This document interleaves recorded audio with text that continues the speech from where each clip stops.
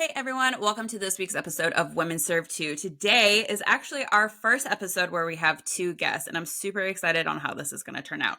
So we have Tina Street and Alycia Pouch. So Tina Street is a proud Navy veteran, construction project manager, and real estate investor dedicated to building both homes and generational wealth. After 9 years of service, she now leads residential construction projects while growing a portfolio of rental properties. Her story highlights the powers of discipline, ownership, and community in a veteran's journey to entrepreneurship. Now, Alycia served 9 years as well on active duty in the U.S. Navy, leading into the aviation community before transitioning to the Navy Reserves as a legalman to continue her commitment to service. She now works as a paralegal in medical malpractice and personal injury, advocating for clients with dedication and compassion. As she applies to law school, Alycia aims to pursue a career in public service and support pro bono work with organizations such as the Innocence Project and the ACLU. So, ladies, thank you so much for being on the show. Thank you for having us. Right. Thank you for having us.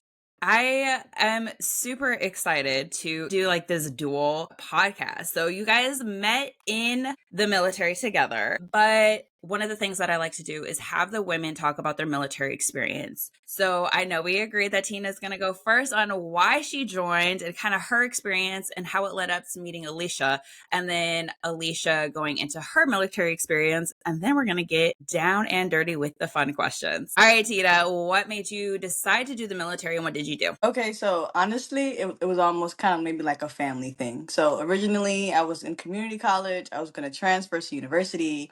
And my older brother, who was already in the Navy, was like, "Hey, sis, like, what you going to do after these 2 years of community college?" I'm like, "I'm going to apply to university." He was like, "Yo, T, the Navy will pay for it." And I'm like, "What you mean? All of it?" He said, "T, all of it." So needless to say, I went down to the recruiter's office. I validate what he was saying, and I joined up. So I ended up landing a job as an aviation administrator, which is just tracking like the paperwork and the flight hours and the maintenance of airplanes. And I got to do some pretty cool stuff. I worked with F-18s, fighter jets, and P-8s. They're now P-3s, and later on P-8s for a very short period of time. I was originally stationed in Virginia Beach working on the fighters, and then about 2019 I got stationed to Jacksonville when I worked on P-3s, and we helped phase those out. It was a pretty cool gig. I had a lot of downtime. I was able to get all my schooling done. So the Navy paid for all my schooling. I mean, bachelor's, master's, all 9 years I went to school. So definitely utilize that. And then in about 2020, Miss Alycia came to work in my shop because her job was more hands-on and she was pregnant. So they like to take the pregnant sailors and give them, more administrative duties and stuff throughout their pregnancy. So that's when I met Alycia. So I joined the Navy in 2016, straight out of St. Louis, Missouri. Didn't know much about the Navy. My whole life I wanted to go into the Marines. And then I went to college on a scholarship, and then I last minute swapped over and decided to go into the Navy. My dad had a recruiter that came to his school often, and so he took me in there. I had like a list of questions because I was so nervous. I didn't know what to expect. Didn't really have too much family in the military. A cousin and my grandpa had served many years ago, so I was just going in there for some more information. Anyways, long story short, I got into the Navy in 2016. That's what I met my husband to at a blood drive in 2016. And I went to Atsugi, Japan for my first command, transferred to Norfolk for a short stint, and then New Orleans.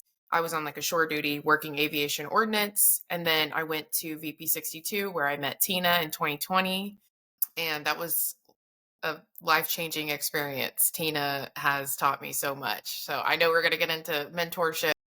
Tina is my peer-to-peer mentor for sure. But yeah, 2020, stayed at VP 62 till 2024 and then transitioned to the reserves so I could achieve the legal goals that I had in place. So yeah. So I love both your guys' story. Like, are you guys currently together, like in the same location? We're not. No. See, and that's what I love about the military. Like, some of my best friends are from the military experience and they're ride or die. And you may not see them like all the time, but again, they're like ride or die. And that's something that I don't think a lot of people on the outside like understand. Yeah, no, I agree. It's like a Absolutely. sorority. Right. Yeah, Like we be on the exactly. phone every morning, like, hey, what's up, Alycia girl? What you got going on? Like, it doesn't matter that she moves several hours away. It doesn't matter. Like forever friends. Forever. Yeah. Forever. Yeah. I love that. And Alycia, I also had law aspirations.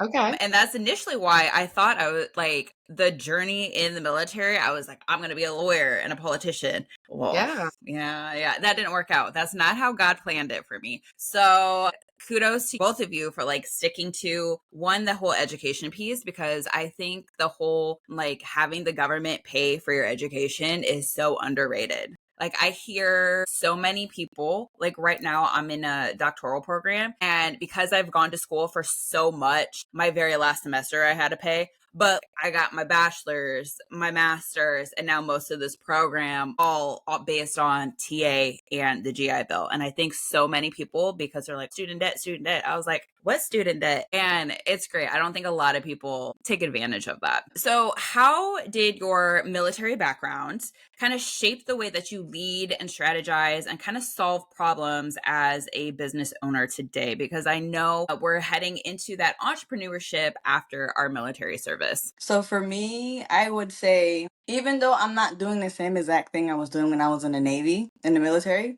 I worked on the maintenance side. So I would say, like, working in aviation maintenance, like, I always dealt with a whole bunch of men. Like, it's technical stuff, hands-on jobs. And then now I made the shift to construction, and really it's the same thing. Like, fixing wires on the plane, fixing wires in the house. It's still the same mentality when you're dealing with them and how to handle them. So I would say that that really gave me a lot of insight on how they think and the best way to convey things to them for them to like understand, like Barney style it, or just, the mentality is almost kind of like the same. So I would say that kind of helped me in my leadership styles and stuff like that when dealing with men versus being a woman in a technical job. So I would say that helped me out a lot. Yeah, so I don't currently have a business quite yet. I mean, I want to own my own firm. I kind of did.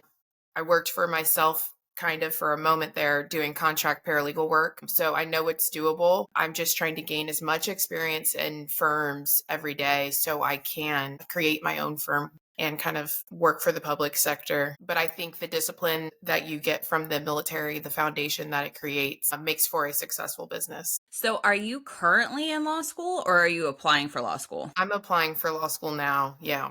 So Where do you want to go? I really would like to go to University of Baltimore. I think that fits what I'm trying to accomplish the most. They have great clinic programs. I work for a couple of attorneys that have great experiences with University of Baltimore, UBalt. So that's my number one. Or Howard University would be also a really great option. So I'm kind of keeping my options open, hoping to get in somewhere. Love that. When would you start? Fall of 2026. Okay. Okay. Tina, what made you decide to kind of go on your own with entrepreneurship after the military service? So part of the reason why I got the military is because I became a mom, i.e., and a single mom. It was a lot, like schedule wise, the hours and stuff like that, standing watches and stuff like that. So I got into real estate like on my way out. And then with getting thrown into real estate, pretty much is like the entrepreneurial path. So I started like managing small construction projects of my own to get my houses rent ready. And then I got into the whole community thing of like my thing was always affordable housing. Like I'm not a person who wants to own $1 million rentals. I want to do something affordable. Something that, people like you and I, or, the people that I was raised with, or in the community, like just be part of the community. Do something affordable, do something that everyone can be a part of and not set kind of limitations and stuff like that. So that's kind of what had me branch off into doing the entrepreneurship part, because I just wanted to build something kind of on my own, and I have control over my hours and have time like for my daughter. So entrepreneurship was just the avenue for me to accomplish that. What do you think is like the biggest struggles for being an entrepreneur? You don't have a boss.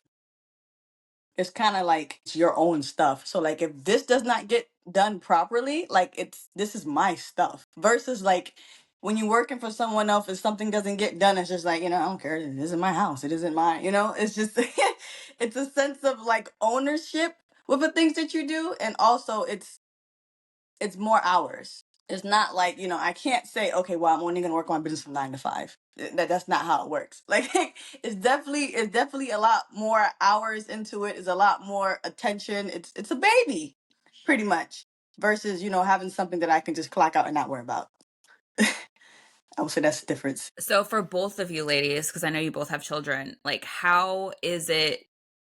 Because you guys had kids like towards the end or in military service. Was that the reason why you both got out? And how did that transition from military life to civilian life? Was that difficult? I can take that one for sure. So I have two kids. I had my first kid on my first shore duty, and I planned on doing 20 years active duty. So once I had him, even on shore duty, I still was away from him so much because there was just expectations to work, more than the 8 hours that people typically think shore duty is. So I did start thinking like, okay, I need to set myself up to get out, but I wasn't at the point where I had my degree. So I got my degree while I was on active duty at the squadron. While on my second pregnancy, I realized I need to keep furthering my education. I need to set my family up.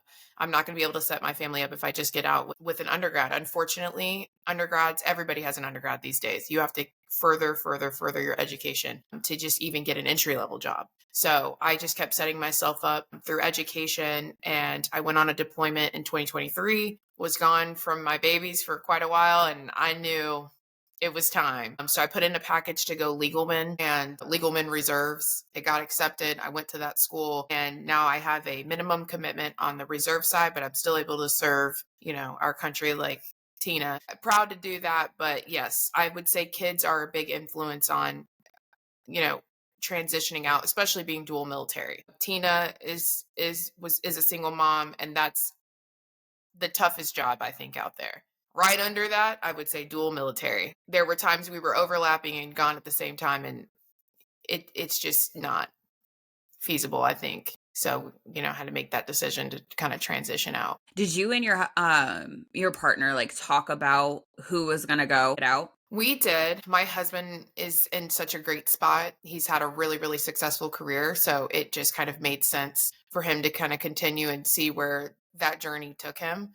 And I'm still so open for him to change his mind. That's the great thing about life. You could change your mind. Tina and I were just having this conversation. She's so supportive of me changing my mind because at one point I was, dropping an officer package. But we talked about what that would look like for our family. And, it's tough. You gotta put your kids first and foremost. Tina, I agree that being a single mom is probably the hardest job. When my husband deployed last year, I only got a small glimpse of what that looked like. And I was like, fuck this. Like, I give kudos to single parents. It is so hard, especially if you don't have any support around you. As a single mom, what was your decision to not have, let's say, a steady job in the military compared to the unpredictability of an entrepreneur? That is a very, very, very good and loaded question. So I love the Navy, just like her. Like, I was gonna go past, I'm gonna do 30 years. This is so fun. I'm having the time of my life. And then, like, I had my daughter, became a single mom, and I'm just like, well, this ain't it. Like, I'm never here. I never see her.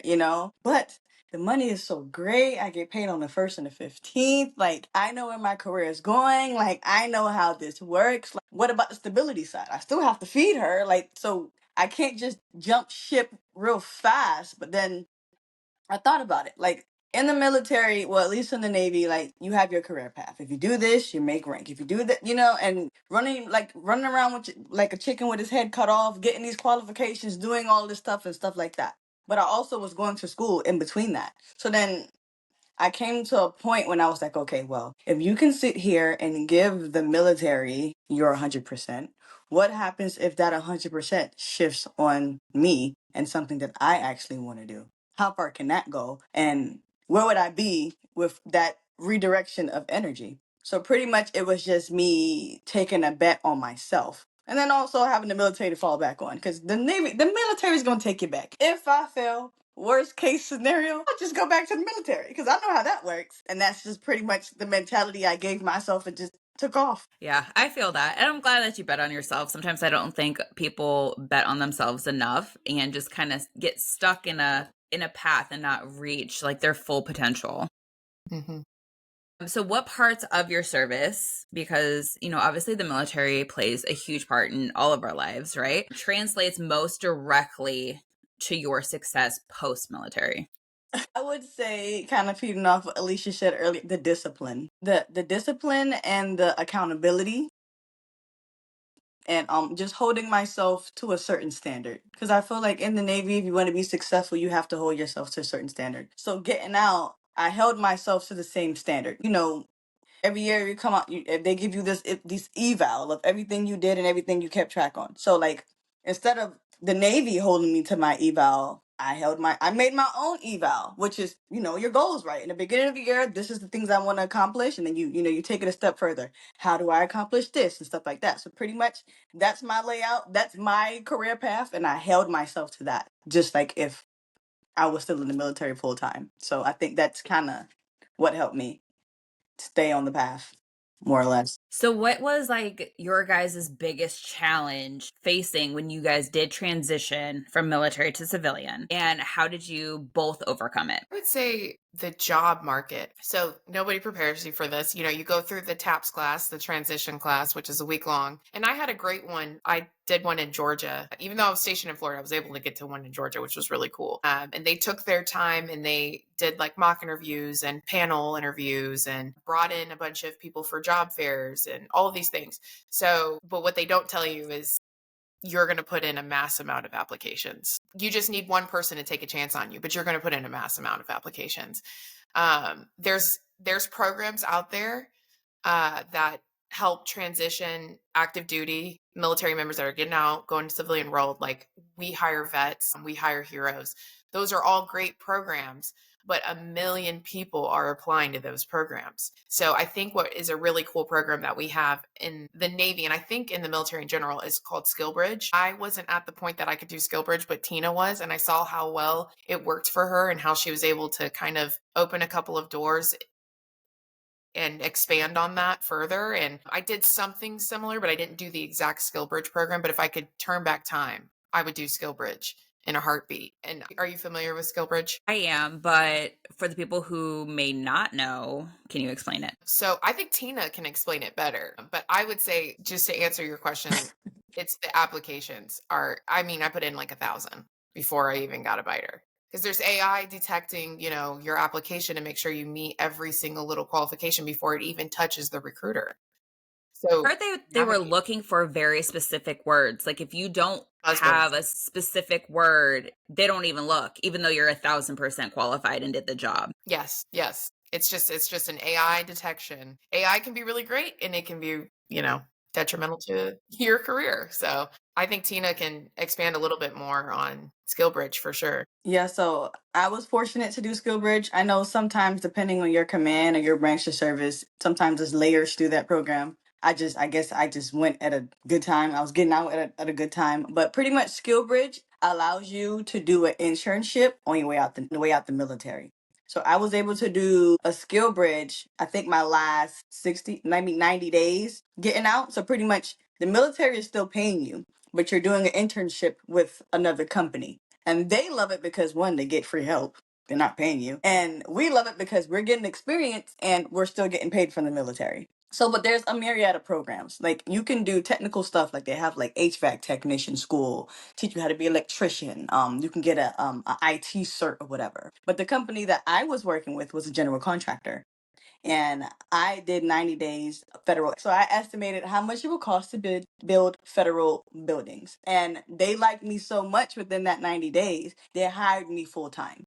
So that program, if you can get into it, it's awesome, and definitely leverage that. And to Alicia's point, when you are in these classes, make sure you ask questions. Like, Yes. ask questions. Don't be ashamed. You're new to this. You were in the military for however long you were in the military, and that's all you really know. So definitely ask Mhm. questions. That's really going to be helpful. Especially if you're shifting your career to maybe not be the exact same thing you're doing in the military.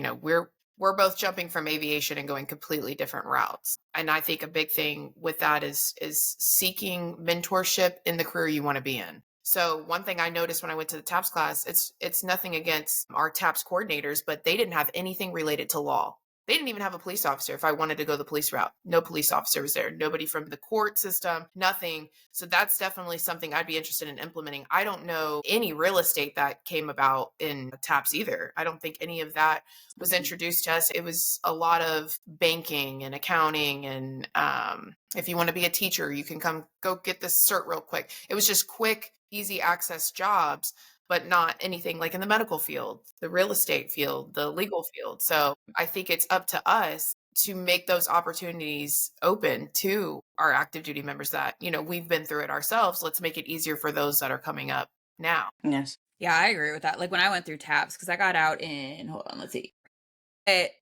Like my TAPS, it was just resume building. And that was it.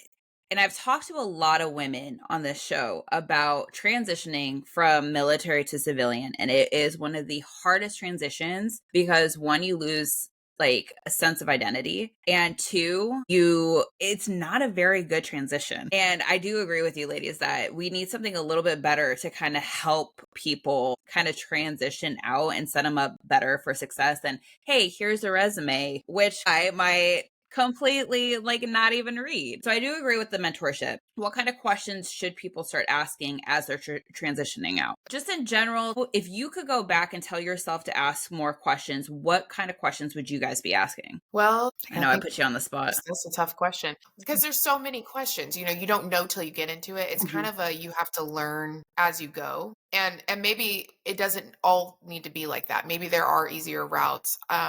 I think TAPS alone could be longer than a week because like you said, it's so much more than just transitioning to another career. I mean, it's an emotional shift. It's a mental shift. You're not just losing your identity. Sometimes some people, because there's such a gap in working, sometimes you feel as though you lose your purpose. I know I can speak for myself. I had a small gap, but in between, cutting off the active duty, going to the reserves and finding my civilian job, there was a little bit of gap. And sometimes, my sense of purpose is my job to an extent. My kids and my husband are definitely a purpose of mine. But as far as the workforce, how do you emotionally cope with, I'm no longer a leader. I'm no longer mentoring junior sailors. I no longer have that reach, because that's what kept me going every day in active duty was that part. So how do you still gain that same sense of purpose moving to the civilian sector? Maybe if that was talked about more. I don't think it is because it's taboo. It's just really just prepping you, getting you ready for a quick job. So maybe if we touched a little bit on the emotional, I don't have a specific question, but just emotional toll it takes. Yeah, I agree with that too. I think adding in that emotional aspect, because like I said, it has come up in like a majority of the podcast it was the transition that was the hardest.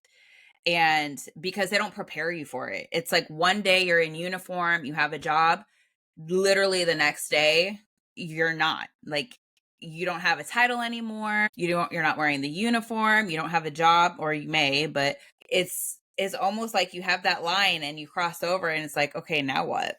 Right. So I do agree. I think they do need to add in that emotional aspect because I don't think it's talked about enough. Yeah. Like, what advice would you give the women who are uncertain about the next steps after service? I would say just bet on yourself. I mean, I know it's hard.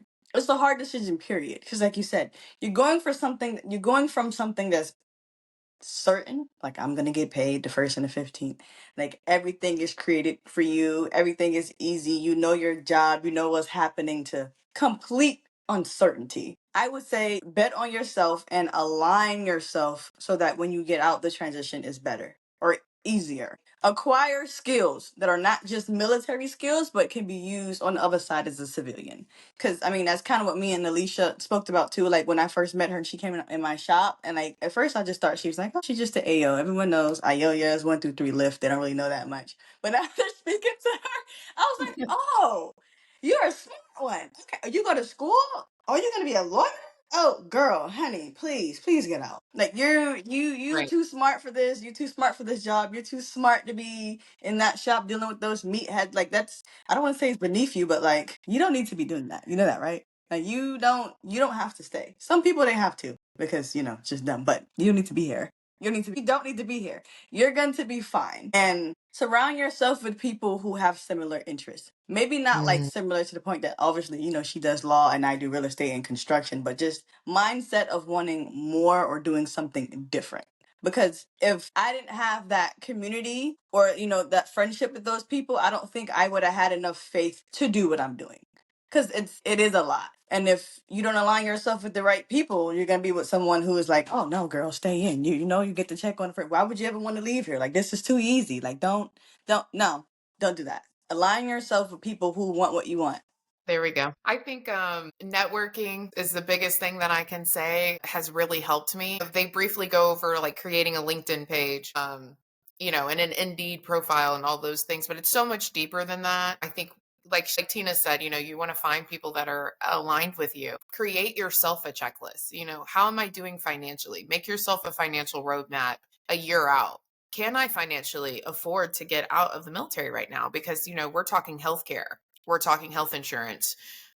You're no longer going to have that housing stipend, that food stipend. So, all of those things need to be understood that's not going to be included in your civilian check. You're going to be paying state taxes. So I think, financial education piece, you don't have to go to college to be successful. And I think that is also a misconception. I think in certain fields, absolutely, a bachelor's degree isn't going to be enough, or an associate's degree isn't going to be enough. But there are so many other entrepreneurship, you don't need a degree. You don't. You can absolutely be successful with just the shirt on your back, with what you know, a little bit of drive, a little bit of discipline. So making like a dream board. What is it that you want to accomplish? What do you want to do? But doing that a year and a half out or a year out, I don't think it's too much, because it comes so quickly. You have to make that decision early on. You have to get your VA set up. I think we can all speak on that.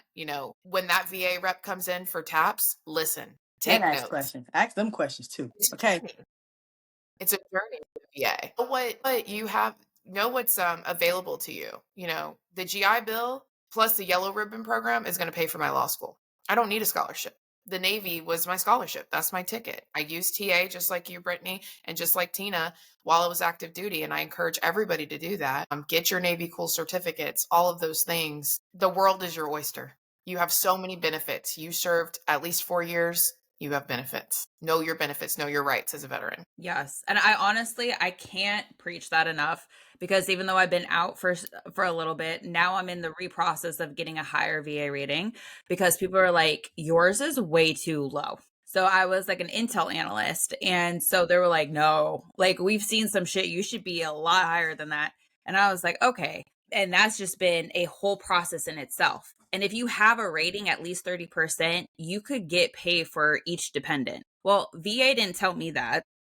Yeah. And I found out my oldest is almost 7, and I just found out this year. Wow. So I'm missing out. So my husband's military too. Mhm. So you would think like being on a military base, like delivering kids. No, they don't talk. They don't Tri-care talk. VA don't talk. Military VA, they don't talk. So I didn't know that you could get dependent pay for each kid until they're 18 if you at least have a 30% VA disability. So, and they don't for back your pay you. active duty husband too. Yes. That's That was the also a only, dependent for life. yes. So yes, that one I did know, because they gave that one to me. But yeah, so I missed out on a couple $1,000s because I didn't know my own benefits. So yes, know your benefits and know the different education benefits as well. I don't know. Did you ladies pay into the Montgomery GI Bill? Yes. You guys might be a little young. Yeah, you I did. I did it. When I joined, it was a thing. I just didn't opt in. I didn't understand what it meant. Yeah. But Alycia, you did? I did. And I never turned it off. They sign you up in boot camp, and then I just kept it and continued. Yeah, which may actually benefit you, because I also paid into the GI Bill. I used all of my post 9/11, and Congress just passed the thing, if you have 2 enlistments, you can get both your post 9/11 and you could get your GI Bill. Oh, wow. So my last semester, they only pay for tuition though. So they're only paying the tuition. They don't pay for the fees or whatever, and they don't have the stipend, but it's still some money towards my tuition. Wow. So that's amazing. Look into that too. If you're completely tapped out of your post 9/11 and then Yellow Ribbon, because Yellow Ribbon only applies to like your post 9/11. But anyway. Yeah. But yeah, I think that ruling just happened like this year. So just Okay, constantly know your benefits. that's true. Um, Ever changing yeah, exactly. for the There's my better. little, yeah, well, hopefully, right? I also saw there was I think it was like a Washington Post or New York Times. They were like, the veterans are taking advantage of the VA benefits. And it was just like getting blown out of proportion on LinkedIn, saying that we scammed the VA to get more money. So, we could touch on that for sure. I think there's just a misconception out there. So I have some civilian friends who don't have any military experience. So when they hear VA disability, they think that that person's disabled, they're not able to work. There's a huge difference with that. VA disability, you served at least 4 years. You deserve compensation because in those 4 years, we're wearing boots, we're on the flight line, our hearing is going, our vision is going.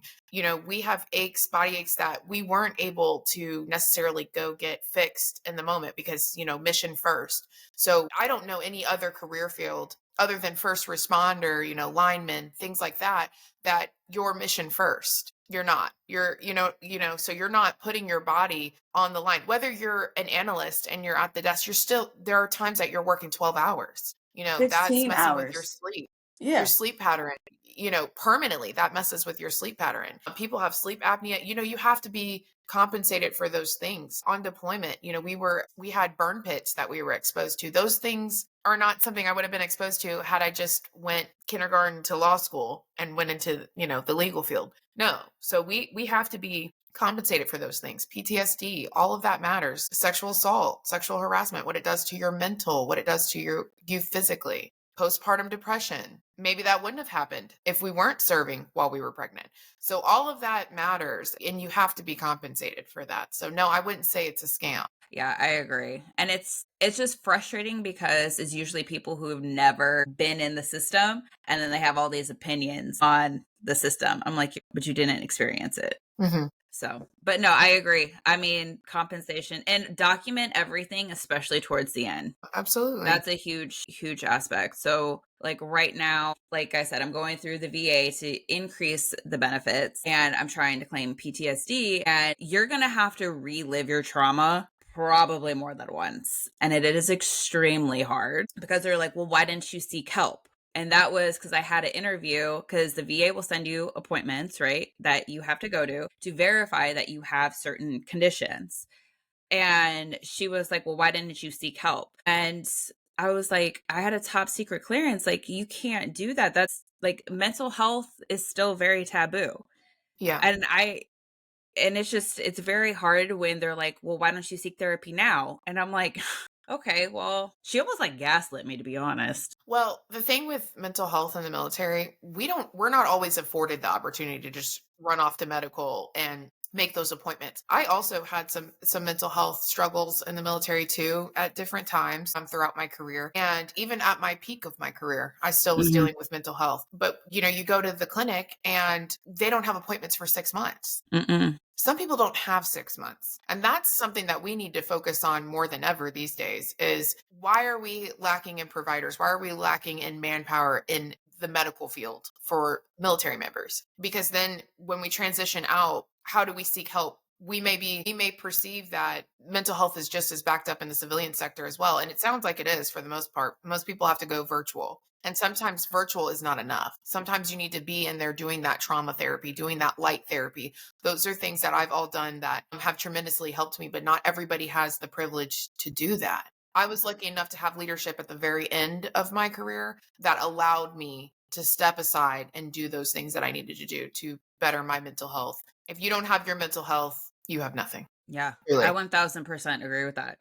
Towards the end, I did end up trying to seek help, Hmm. and they were like, yeah, we'll give you a call. Well, they called a year later and I got out of the military and moved to a different state because my husband got stationed, and they were like, did you still want information? And I told the lady this week, I was like, that's when I knew that the system wasn't going to give me the help that I needed. So I agree. I mean, we need to do better regardless. And I think even when, I don't know how it was for you guys, like coming back from deployment, but I know when my husband came back, it was only like 2 weeks and it really wasn't a good transition back So he was like in Afghanistan and then he's back home. And then 2 weeks isn't enough to transition back, in my opinion. No, it's really not. And that's not talked about enough either. Having that support system. We need more support systems. Things are not implemented enough during the active time as far as like having a support system. Like I've had really good ombudsmans that have reached out. I just recently became an ombudsman for my husband's unit, but I realized talking to those wives and those other spouses, there's not enough people reaching out to check on people to make sure that they're doing okay. You know, people are they're getting detached and deployed and they have a newborn at home. They're cutting their paternity or their maternity leave short to get back to work, to be mission first. Well, how's the family coping with that? You know, we don't have enough services implemented to check on the extended family of the service member. And that's another thing that we've got to do better at as a society, in the military and out of the military. There's got to be more services out there to support people like that. Tina, what's your experience about mental health? Did you have any like being in the military and like trying to seek help or anything? Yeah, I would say it's like, I don't want to say it's a stigmatism, but it's almost like a stigma. I was always afraid of like they might take my job from me, or like maybe separate me, deem unfit to do my job. I was always afraid of that. So yeah, they always say, "Hey, seek help," but like, what's gonna happen if I do? Can I still keep my job? Yeah. I need this job. So Yeah. And that's essentially what we were talking about too, is even though they say go seek help, there's options for you. No, there's still a stigma. And yeah, that's like the biggest fear. Even if you are reporting something, like maybe a leader is a little bit toxic and we've all seen it. I know all three of us have seen it, and that can affect your mental health, but you go and report it and you come back and somehow it has gotten to your chain of command and you're ostracized. So a lot of people don't feel comfortable reporting those things because they're going to get to the root of why you are having mental health issues and it's going to come out. It's just the fact that somehow, some way it gets back to your unit. And I think that's where a lot of people have a hard time seeking that help. We're talking to you as a confidant, but is it really kept close to the chest or is it getting back to my command? So I know that's one of the reasons why I didn't really want to go too much while I was on active duty. All right, let's talk about something a little bit lighter. That was pretty deep and heavy. Mm-hmm. All right, let's talk about mentorship because you two keep throwing that word out. So, from the sounds of it, you guys found each other and kind of created a mentor-mentee-ship. Talk about that a little bit. So I was in a little bit longer than her when she joined my shop. I would say that she started to look up to me a little bit career wise. And that's, like I said, when I learned about her education and her dreams and aspirations. And I just started pushing that. And I don't know if she was ever met with that type of unorthodox mentorship, because usually in the military, when they group you with someone or pair you with a mentor, it's not about like civilian stuff. It's about like, furthering your career as an AO, as an aviation ordnanceman, or like in the military, period. I took it outside the box once I learned her capabilities, and I realized that I really feel like there's way much more to you than just doing this. Like you could be doing something else. Like I need you to do that. And then, obviously with everything else, it's just like, okay, no, but I wouldn't be named for 20 years. No, do that. Utilize the things you actually want to do, because she always spoke so passionately about, wanting to be a lawyer and why she wanted to be a lawyer and how she wanted to help the community and the pro bono stuff and stuff like that. And I'm just like, why not do that? You load bombs on a plane. You don't need to be loading bombs on planes when that is what you want to do. Do that, please. Right? So definitely mentorship is very, very big. And it's not just in the military, it's outside. I think mentorship is a lifelong thing.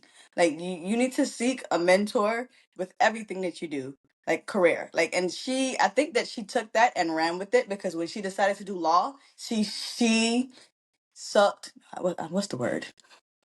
She sought out mentors in that field. Like she talked to, it was an officer guy that did, and she went to go talk to him about his journey, and she got Yeah.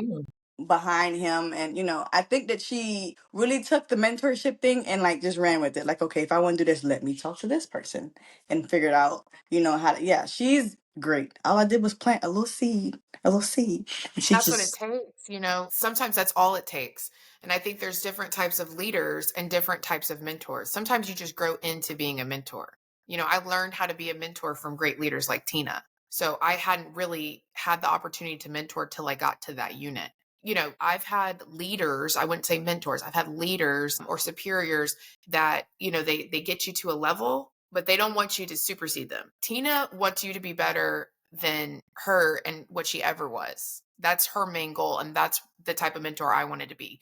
So I literally, not only did she mentor me when I was a subordinate to her, but also when we came level to level as far as rank, she still continued to mentor me. And it was a peer to peer mentorship. And she showed me how to be a better leader, a better woman, a better mother, all of the things. I mean, mentorship is so important. There's so many facets to mentorship, but I think with women in the military, sometimes it can get a little toxic. A little If we catty. could take that aspect out and realize we've got to stick together, especially in a male dominated field like aviation, intel, we've got to stick together. We've got to bring each other up, keep filling each other's cups, fill your own cup, know your worth, know your peers, your friends, everybody's worth, and just keep filling it. And Hmm. people will do great things. Encourage people to get out and conquer their dreams. There are people that are staying in the military because it's comfortability and they don't have enough faith in themselves that they can be successful out of this. And that's your job. If you can do that just for one person, you've succeeded. Correct. And I also feel like, just to touch on what you say, mentorship, there's not like a one size fits all. Because I've mentored other people who they want to be like, I don't know, Mick Pond of the Navy. That's a different asset. That's a different, field. One of the biggest things I face like in mentorship sometimes, when you think outside of the box, like Alycia and I, like, she's an AO and she wants to be a lawyer, or I want to be, like, it's almost like they shut down on you. It's like, why don't you want to be a chief? Why don't you want to be, that's not what I want to do. And I don't think that that's an appropriate response to people, because I think that just discourages them from doing what they want. You know, it's okay that you don't want to be what I want to be, because obviously, Alycia wants to be a lawyer. I want to do real estate. I wasn't offended by that. Not once did I feel like she wanted to be better than it was. It's not about that. It's someone coming to you with their dreams and aspirations, and me just figuring out, how can I assist you with that? How can I be of service to you so that you can get what you need to do to be great? I want everybody to be great. You don't need to be like me. And then once you get to whatever level of greatness, what else do you need from me? How can I assist you with that? It's not, oh, now she's this officer. She works for this big law firm. I never understood that. But that is a real damaging mentality that people in the military have. Because if you don't want to do what they want to do, it's just like, talk to somebody else. Because I don't know. Like, I don't know. Why would you not want to be in the Navy? It's the greatest place ever. Like, I don't want to talk to you. Like, what is that? I never understood that. It's ridiculous. It really is. It's like they didn't want you to have a better life than what they had. Right. And like sometimes I'll like try to damper Yes. like Yes. your goals and your aspirations. Like Correct. I had a shit supervisor and I used all my TA. And I already had a bachelor's. I was just kind of working on a master's so I could put it on my EPR. But then I started tapping in my own money, so I stopped. And he downgraded me on my EPR because I stopped taking master's classes, even though he didn't even have his associates. And I was like, okay, cool. You're a dick. And he would do that all the time too. He would just like damper. I was like, this is what I want to do, this, and this. And he just was just a lazy piece of shit and just didn't want anyone to succeed. And so it was Which is always ridiculous. good. I know. And then like What do with you get women out of too. that? Exactly. And then some of my encounters with women in the military was also very catty too. It was like almost like a competition. And I'm like, lighting my flame is not going to dim yours. Right. And I love that you two fuel each other and make each other better, because you guys are very different, but then you could still learn a lot from each other. Yeah, no, I agree. I've seen Tina go through a few things in the military, especially toxic leadership. We've all seen it, and it just didn't go addressed because that person was a chief or higher. Mm-hmm. And it was a woman of all things, a woman of color of all things. And that's what is so discouraging. Like, is this what I have to look forward to for the next 20 years? I don't want it. So there was a battle within myself. Like, do I want to stay in so I can change the military for what it is? But I'm just one person, can I influence women that are in leadership positions to have a different way of thinking when it comes to junior sailor women or junior military service members as a whole? And I just don't think that that's one feat one person can handle. That is just oh, it's society needs to change when it comes to those things. But unfortunately, you're losing 3 great service members because of toxic leadership. That's not talked about enough because, again, it's taboo. We don't want to talk about it. We don't want to report it. We don't want to be ostracized. So you learn how to not be a leader and learn how to be a leader. There's 2 different ways. Yeah. And I will say that's having shit leadership is how I learned to be the leader I wanted. And so you're right. There's 2 different ways. Unfortunately, that's the reason. One of the main reasons why I got out was because of leadership. And so, yeah, just wondering like how many people actually do get out because of toxic leaders. I've always said, because I don't know how your guys' rank structure goes in the Navy or like promotion, but like in the Air Force, it's you have to take a test. You have to get so many points for that test to get to the next rank. So you could just be a really good test taker and get promoted. And then all of a sudden you're an NCO and you're leading. And I've always said, just because you have the rank doesn't mean that you should be a leader. And I think the whole military needs to revamp the structure on promotion and more leadership. Like, do they actually just want to do the job? And people who actually want to be leaders instead of forcing leadership because of a rank. Yeah, no, I agree. I think we should definitely across the board adopt how the Marines do it. I mean, they have the physical aspect to it, and I don't think that hurts either, but they do a physical board. And I think that that is very important when it comes to kind of fishing the non-leaders out. Like, okay, this person's character, you can tell if someone is going to have the best interest of their junior service members when they go into one of those boards. You can't just give cookie cutter answers. They're going to dig deep and get in there and really figure out. And there still might be some toxic people that slip through. But I agree with you 100%. We have to revamp how we put these people in these leadership positions. Not to get too deep, but people with bad leadership sometimes, they'll go as far as it to hurt themselves because of their leadership. It's so toxic in the work center that, There's like no other option. there's no other option. And that's the sad thing. Yes. So, what would you say was the best piece of mentorship advice that you received from Tina? Well, I can give you the first one, and it just made my career kind of take off. I was asked by another superior in our shop while I was pregnant to put in like a brag sheet for Sailor of the Quarter. So it's kind of like, those 3 months, you're Sailor of the Quarter, you go up for a board. There's a whole package associated with it. And, they ask you a panel asks you various questions and whatever, you might get chosen, you might not, but it can really help advance your career. So anyways, I decided not to do it because I was like, I don't really feel like doing it. I don't think that I'm worthy enough to be Sailor of the Quarter. It just didn't make sense. And she was like, no, we're going to do this right now. We sat at the computer typing up the stuff. She submitted it. I went up for the board. I'm pregnant. I went up for the board and it actually went really well. I got Sailor of the Quarter, but then that opened up Sailor of the Year, then opened up me getting meritoriously advanced. So all of that was a positive domino effect, but I didn't believe in myself enough to submit it, but my mentor did. And that alone completely changed my outlook on self-worth and what I'm capable of. Had I not had that, I don't know where I would be right now, maybe still in the military, but I would say that that opened so many doors for me. And just realizing that I can follow through, I can finish something, I can accomplish something much greater than I ever thought. I love that she believed in you so much. Girl. And one thing I always tell people is let them tell you no. You don't tell yourself no. Let them tell you no. So I love that. Girl, I don't even remember that. But that pissed me off. She was like, I'm not going to do, you're not going to do what? No, come here. Come on. Yeah. Let's go. Yeah. But I don't care what you think. This is what And we're going to do. I call Tina for everything. Literally, because I'm just like, let's talk about it. Let's figure this out. And then Tina will call me and we'll talk about things and we'll pick each other's brains and about everything. I mean, not just career related. I mean, just life in general. Like, what do you think about this? Mm-hmm. I don't make a big purchase unless I put it through to my accountant team.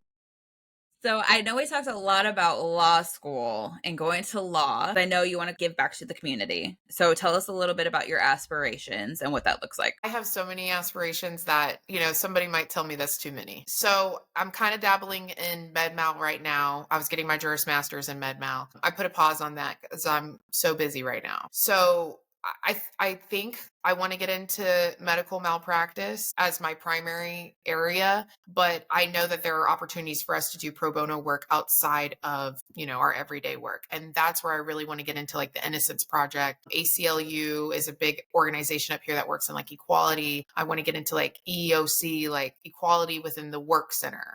Somebody might be wrongfully terminated due to sexism, racism, any discrimination, something along those lines. I would love to really dig into. Also, like you had spoke about, law and politics go well together. I also want to get into some policy making. So, yes, I have dreams into that.